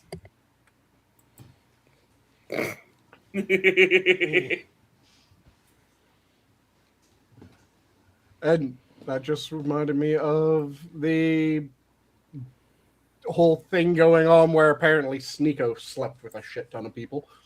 Don't care. Which, yeah, don't really care. Nobody gives Other a than why would people sleep with him? Dude looks like a fucking pinky toe. Am I wrong? Does he look I like call it freaking gold. surgery? I call it gold digger syndrome, Sanguine. Women lose their standards when they think money is more valuable, and it's Oh, my disgusting. But yeah, I call Dude it looks gold like digger gold. syndrome. Plastic surgery to look better. Well, no, many a woman has married an ugly man because he had money. Either It's they had money gross, or they but had a it's- big dick. What are the two? Like You can't tell me I'm wrong about that one. You married him. You married him for his dick, didn't you? like it's not all Very women. It's just some of them. I'm like, why did you really get it? Oh, you really like money. Okay. Mm-hmm. Oh It's no, I'm fine. not saying it's all women either. I'm not a red pillar. I mean, And somehow they do work out a relationship. So at the end of the day, as long as they're happy, I don't care. You know? Exactly my point. As long as they're happy, they're cool. Yeah, sorry for interrupting with you with that. I still have that song ringing in my head, and it's just Starmer. So one of my German friends is he's working on an AI of Starmer singing "He's a Wanker" to himself. I'm like, that's perfect. Very nice. And I just realized what time it is, and Tyr probably needs to head off here. Is your pillow becoming your best friend? Well, I have work in the AM. Oh, yeah, that would make it, yeah. So, shall we go around the horn for parting words? If you're passionate about Sanguine devour him, don't let Sanguine devour you. If I hunger, you have no choice in the matter. Don't let the door hit you or the good Lord split you. But let's be real, Tyr. If you went to Sanguine's house, you'd eat really happily. Because Sanguine sounds like he always makes something yummy. He does. But I'm still, if you're passionate about him, you should devour him. Don't let him devour you. Wait, that came out more wrong than it should. Little gay, but I'm being honest. I mean, considering him and considering Tyr and Lothi's relationship, I mean. Well, hold on. What me and Lothi got is consensual. It is consensual. So it's not consensual with you and Sanguine. You just made it sound like I'm just going, Tyr, bend over, You're it's gonna going take to dry. You did. Sanguine is so rough with me, you know. I just figured that Tyr's trying to get friendly with Lodi so that he could get his bones back from Kefki because she still has them. That he was telling you that in confidence. Oh, sorry. Was I not supposed to say that? Oh, I'm sorry, Tyr. Oh, God. Well, it's not like that, Bo. All I can say is if you have that tanker full of lube, those bones aren't dry anymore. It's not the only dry bone that's going on. That's not the only dry bone you're getting, boy. You never eat prunes when you're famished. It's a 4-inch femur. I don't think I want to imagine what that would be like, TC. It'd be like shooting out bullets out your ass. What the fuck, TC? TC, I wake up in the morning and I'd be like, TC's not going to say something that really fucking fucks with me. And then he says something that fucks with me. Never eat prunes when you're famished. I mean, yeah. Jen, you just said that with like the utmost fucking confidence in your tone. Well, I associate prunes with pooping regularly, so I mean, fair enough. Like that's what I was told to avoid the prune juice for. Friend, you can pick your friends and you can pick your nose, but you can't pick your friend's nose. And Jen? Well, I should hope you wouldn't pick my nose. That would hurt. Hey! You gotta trim those nails, dear. It's gonna hurt. What if he uses the truck full of lube for that? I'm gonna use the lube truck. Well, it sure is not. At least it's not the dildo truck. I'm using a truck of dildos, and then I'm gonna pick her nose, and then I'm gonna pick her nose. Well, your job has the bag dicks, so. Jen, I want you to come to America. That way I can use my truck of dicks on you. I'm gonna use my truck of dicks. Listen, Tyr, I've learned from watching clips online to know that at no point is my baggage going without my eyes on them, unless it's somebody. That's what they all say. That's what. Well, they all say. I've learned that friends will hide dildos into your backpacks. You know, so when you go through security, they're like, "Yes, leave your bag out on the street. And let other random people search through it." Jen, don't fight it. Just accept it. It only hurts the first time. Bag of dildos. Jen, it only hurts the first time. It only hurts the first time. That sounds like you're speaking from experience here. Yeah, I am.